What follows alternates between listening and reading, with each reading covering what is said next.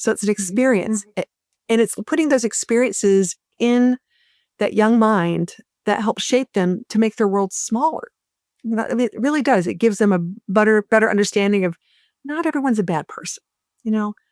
Don't let the hype get to you. Let kids, go out there. And the fact that you were talking about, I call it Mayberry, having that Mayberry moment where the kids can go play and the swing sets. And we need that.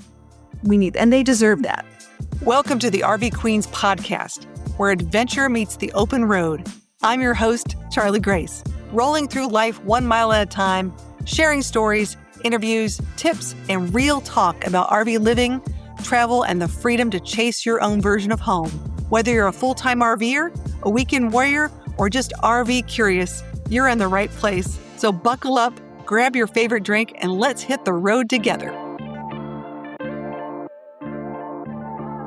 My awesome guest today is Miss Monica. Now, Monica and I have never met, so this is always exciting when I have new guests I've never met before in the entire world, because we travel around a lot. Like, there's probably lots of places we've probably been in similar places. We just haven't always met at the same time. So, Monica, without further ado, I want you to tell the world who you are and the name of your lovely channels that you work on. So my name is Monica Grant, and I am a part of Dean and Gertie Explore the World. Dean and Gertie are my kids, and when we went full-time, we decided that we were going to make this about their journey and not so much about ours, because honestly, I didn't think that I was all that interesting to talk to. And being a mom of two and figuring out how to maneuver this life has been really the fun journey. And one of the things and one of the facets of our life that makes it interesting. I love it. Now, okay, now, you started when they were how old? How old are they now? 8 and 10 right now. And they were 5 and 6 when we started. So, yeah, we've been on the road for about 3 years. I apologize. And it's been fun. It's been fun and interesting. And there's some crazy challenges. But, it's all about making it work. I can only imagine this, because I'm so jealous of families that are on the road, because I would have loved to have done this with my kids. I get the opposite end. So what made you decide all of a sudden, hey, I want to give up the sticks and bricks and just hit the road with the 2 kids? What was your impetus for that? Well, I think with everybody, it's that whole juggle of work-life balance. And we were just realizing that we were spending so much time chasing work and chasing the house and the cars and, that life, that we forgot that we were missing out on our kids. And when we came to that realization, it was a pretty easy jump to, maybe we need to make some sort of a difference here. My husband was seeing the kids, oh gosh, I think it was 3 times in a month. He actually saw them awake. And that just doesn't work for us. So I was already working remote, and there were so many opportunities for him to kind of jump on that bandwagon. So that's what we did. We just kind of dove in, and if we were going to make a mistake, we could always change course later. Try to do it. That's fair. That takes a lot of guts. I just want to say this right now. Making that decision of leaving, you've got a routine, but your idea of, you were so child-focused. You were family-focused, I should say. Let me go backwards. It really was about the family. The making money on the road is a big deal. It's a huge deal. So you already have a remote situation. What did your husband think? He's like, oh, are we going to be able, did you originally think you only need 1 income, or did you need to have 2 incomes? What was the thought behind that? I was already working remote, and he knew that he could find something remote on the road. So it was more of, if we didn't do it, we would always wonder if we could. And, to live your life and think I never made that decision because I was afraid, or I never took that leap because what if it didn't work? We could always go back and change. We could always move back to an apartment. That's nothing different. That's nothing new. But why not try? Trying is that's a big step. I think that's huge. I like the idea of people saying it's a test. we're going to test this for 6 months, a year, whatever it is. I know my predecessor, Kate, they tried for 3 years. They were on this whole journey of trying to figure out where they wanted to land with their family. And what they learned from that whole process was something completely different than they thought it was going to be. And so in the 3 years you've been doing this, now I got mom questions. Hold on. These are big because I didn't get to do this. So, you know, my kids go to school. Who was the more schooly of the two of you? How do you handle like road school? What do you guys do? We have a program through the South Carolina state where they allow us to do homeschool with the actual school program.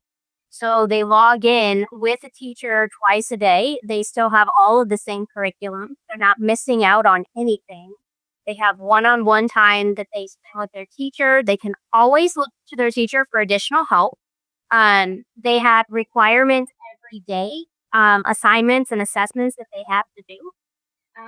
And then once a year, they have to go back for testing. So standardized testing is still part of their life. If they stay with this program, they actually get a diploma when they graduate from high school. For us, it was a win-win because I didn't want to make this decision and then have them suffer later on.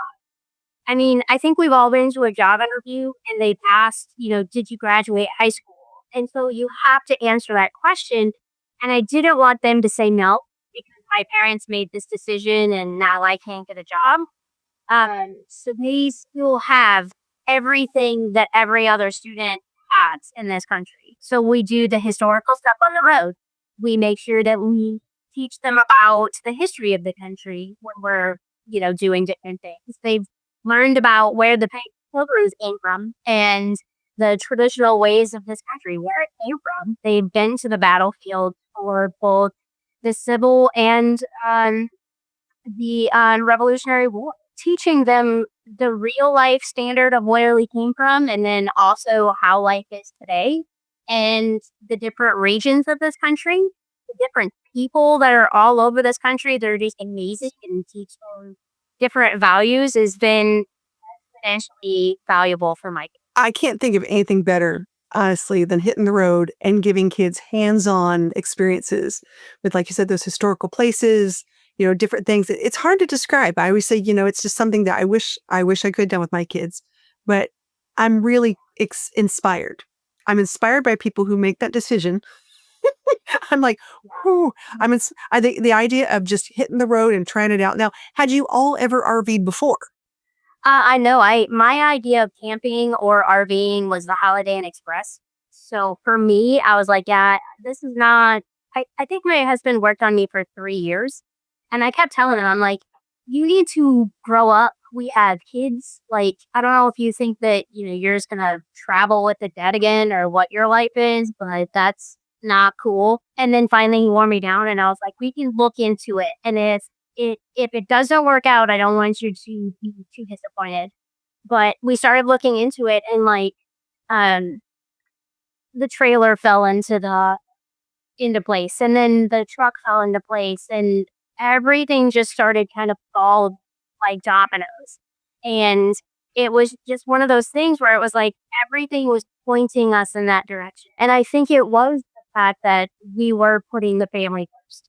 We genuinely wanted to spend time with the kids and wanted to have those experiences because if we didn't, I had somebody else raising my kids, and doing the stuff that I needed to be doing and spending that time with them.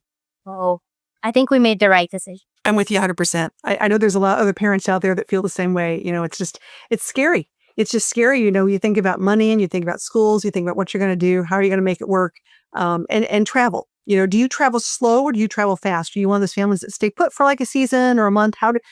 What's your sort of cadence in traveling? So we don't stay put for a season. We're about 3 weeks, 2 or 3 weeks at each campground.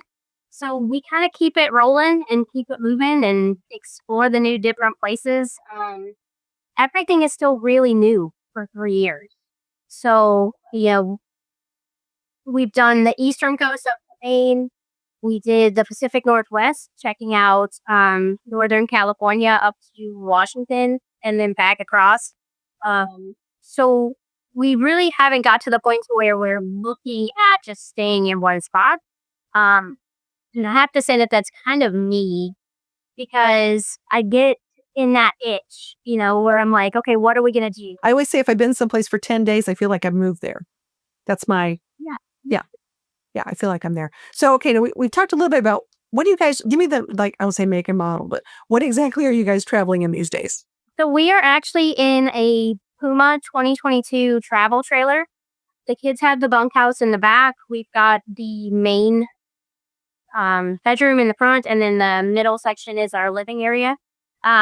We thought that it was going to be just miserable, because it's a travel trailer and it's much smaller than most of the beautiful pit wheels that are out there rolling.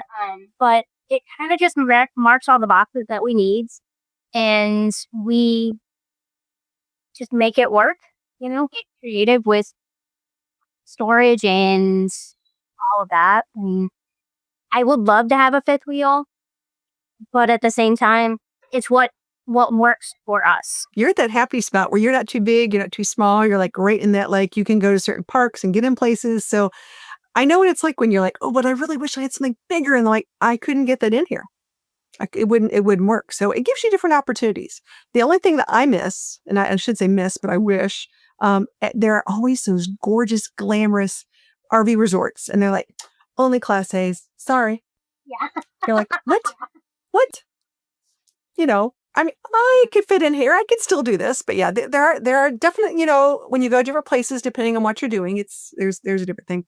Have you had? And I know you've been traveling a while though. Do you have a couple favorite places that you would absolutely go back to, or you're just super happy that you went to the first place? Okay, so we went to Lake Tahoe, and I really wasn't sure what to expect by it because, Lake Tahoe seems really bougie, and we are not those people. But it was beautiful. Oh my gosh, it was breathtaking. It was amazing to get out on the paddle boards and in that pristine water.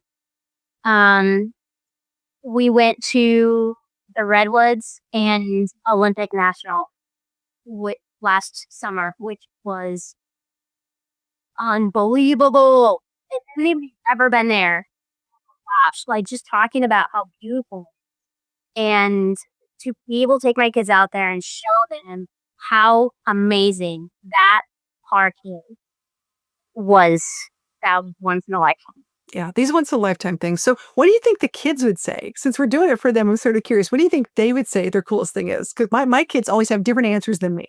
We've asked our kids that a lot, and we always talk to them about, are you young to do this? Are we okay? Like, you need us to stop.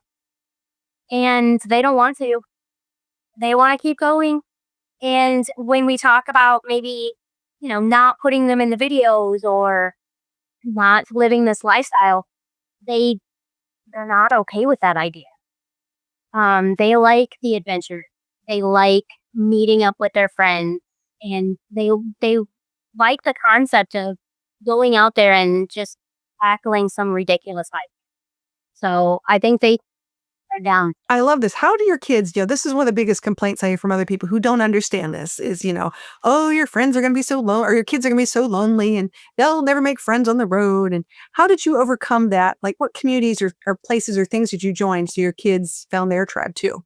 Well, the first year that we were doing this, we were trying to stay in state parks because we thought that that would be a great adventure for the kids. But they didn't have that community. And you're right, that community is extremely, extremely important, especially for little kids that are growing and developing.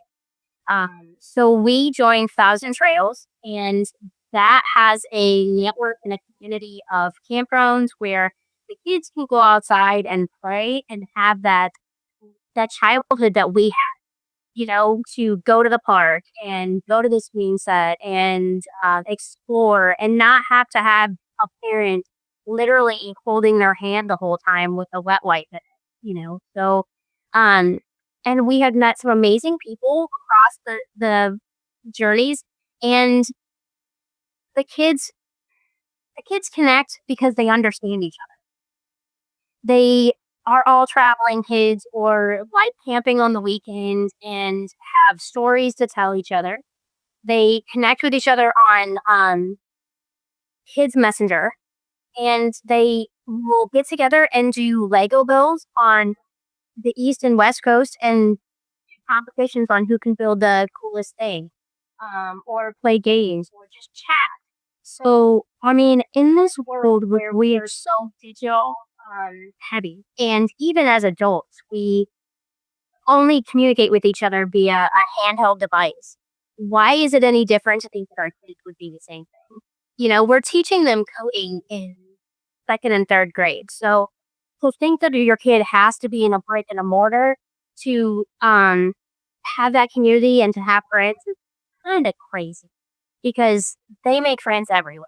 And I think I just say we survived the COVID years. Things have changed a little bit. And although I really enjoy in-person, relationships and seeing my friends and hanging out there, the connectivity these days is really interesting. So we're connecting in different ways. And, with the advent of Starlink and all these other things, I mean, what internet do you use right now? So we use Connectin, which is a broadband Wi-Fi, and they use AT&T, Verizon, and T-Mobile. So whatever is the strongest, it gets over to that network. We also have Verizon cell phone service, so they can pretty much call anybody that they need on their tablet. We do have Starlink that we can turn on if we get into a pinch, but we really try not to, and we typically don't have to, which is really nice. So we don't have any of those issues that a lot of people have, where they're kind of just stuck somewhere. Everyone's camping style is different. I mean, or should say travel style. I love a good campground. Love me some Thousand Trails. I'm a member. Woohoo! Shout out to my Thousand Trails girlies. But I love boondocking too. A lot. A lot. And when you get a rig that is equipped to boondock, it changes your world. You're like, oh my gosh. And when I travel with my kids, and let me just digress for 1 second. We were talking about what kids would pick versus, other things. I took my son when he was younger, not that much younger though. So he was still like a teenager. And I had a trip to go up to Wisconsin, from Nashville, Tennessee to Wisconsin. I had a van at the time and had like 2 separate twin beds, that kind of thing. And I said, come on with me. It'll be fun. You got to, it was right before that time he's getting a real job. As a mom, there's that short period of time where I'm like, as soon as he gets a job, we're not going to be able to do this. It's going to change everything. How do we, that kind of thing. And I took him with me, sort of, drug along. And I said, we're going to stop places along the way just to see how he would deal with that, navigate, Metropolis, Illinois, went to Superman, went to cool things like that along the way, and then went to Door County. And honestly, it was probably the beginning of my YouTube stuff. This was a long time ago. And of course, we get back from this whole entire thing. He loves the cheese curds, we're having a great time, and we're driving back. And I said, so what's the one thing you loved the most about the whole trip? The whole trip. Typical boy response. I like the lasagna at Sonny's. Not about the cool thing, all the other stuff we saw, which was still, it was not saying the food was bad, by the way. Sonny's around Door County, Sturgeon Bay. Good job, guys. But to think that's their one memory, like of all the things, we went to the Maritime Museum and Yeah. You just never know what they're going to pick, what's going to hit home for them. Yeah. But at the same token, I can still have that conversation. He remembers all that. So it's an experience. And it's putting those experiences in that young mind that helps shape them to make their world smaller. It really does. It gives them a better understanding of not everyone's a bad person. Don't let the hype get to you. Let kids, go out there. And the fact that you're talking about, I call it Mayberry, having that Mayberry moment where the kids can go play and the swing sets. And we need that. And they deserve that. They're stuck inside, or they're stuck just feeling like they're being watched all the time. And I love the fact that my kids can go out and just spend time with the kids and get to know people. They'll go out and and this is going to sound really bad, so don't anybody freak out on me, but they'll go out and go lizard collecting with the other kids and write down what the lizard looked like and name it. And then, write down its characteristics and then let it go. Birds and owls, wherever we're at, and just really explore that area. Keeping that curiosity alive is huge. Yeah, exactly. And just being able to be a kid and go dirty, I love it. And it's so fun to watch the other parents be like, thank you for letting your kids go out with my kids. And I'm like, as long as they don't, get themselves in trouble, which they know the rules, there's etiquette. I'm fine with it. I'm like, go spend some time just being kids because we got to do that. I think they should. Yeah, it's a wonderful feeling. Okay, so let's go back to the money because I know people are going to ask me. They always ask me about this. They hear the good stories and oh, they did this and da da da da. Did you think that this was going to be a cheaper lifestyle or a more expensive lifestyle? Looking back on where you started versus where you are now, do you think your expenses are the same or? I think it's the same. I do. I have 100% thought that it would be the way that it is, which is you kind of trade off different expenses. You know what I mean? Like rent right now and mortgages are crazy high. But when it comes to this lifestyle, you still have your car, you still have your trailer, you still have like a campground membership. There's still expenses to it. Um, it's not being retired and it's not being vacation all the time. I work full time. I put my time in. I, work as much as I can.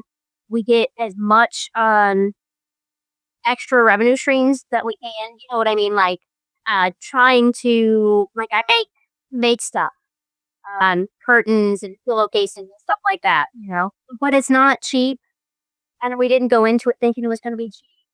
We weren't crazy people that were like, this is going to be the way we get out of debt. You know what I mean? Because that's impossible, but it's doable. And it's important to know that you can do it if you don't look at it like you're on vacation. You know what I mean? You can't go to a restaurant at every place that you go. You can't go to every amusement park you run about. But you can budget that in. I'm learning to budget better this year because I think you do get in that vacation mentality. Let's be honest here. You go places, you're like, I don't know when I'll ever get back here. This may be the only time I'm ever going to be here. Maybe I do need to get that t-shirt that I'm never going to wear again who knows what. Or, like you start thinking, how many magnets do I really need? Or I think one of my big takeaways on starting to do this travel is, well, I'm in a small space. Let me start with, I'm in a very small space. You're in a small space for 4 people. I don't need a lot of stuff. The stuff thing tends to go at the bottom of the list. It's more about the experiences and less stuff. So do your kids, how do they deal with the stuff? Because as kids collect things. I guess the easiest way to put that is we try to be, like you said, more experience centric. So it's more about what we do and where we go and who we're with than what we go home with. And we try to pick up people as our things. You know what I mean? Like I met this person.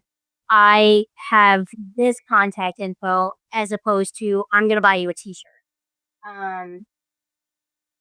When we left the house, like the brick and mortar home, the kids had everything. They had a room full of stuff that we had to get rid of, and they were just mortified by it. And they still want stuff. They want toys, and they want those trinkets, and they want, those tangible memories that they can bring into the trailer. But it's like, I gotta keep reminding them that, we can't have everything. Where are you going to put that? And are you really going to use it? And how important is that one thing? Or can we just skip that one thing and can we do something else? Go to the next park or whatever. I think I was about their age. Let's say, somewhere between 8, 10, somewhere in that range. And we were someplace and I really, really wanted a monkey puppet. I don't know why. Had nothing to do with where we are with monkey. I mean, I was just one of those kids who like animals. But the point is, I obsessed over this monkey, and I probably drove my mother crazy. Looking back on it, I'm sure she will tell you that this was not, her favorite moment of me is getting this monkey. But I will say this: I think for the next, I don't know how many years, that was the highlight that I, the toy, whatever you want to call it, I took it everywhere, travel with it. It was just one of those things. And I'm sitting here going, gosh, what's that one thing my kids are going to latch onto? Like, is there something that your kids have like that's a special something that they've taken everywhere or, looking at what they had, because they had a lot of toys or stuff. Was there something that they said, I can't live without this? What would that be for them? My son loves Legos, and we allowed him to bring Legos with him on his trip, but he has like the biggest Lego tub. It's like one of those huge, massive Rubbermaid ones. And he remembers that we took that outside and let him play with all of his friends at pretty much every campground we've gone to. And that's his thing. Like those memories of being like, remember when I made this or made that or,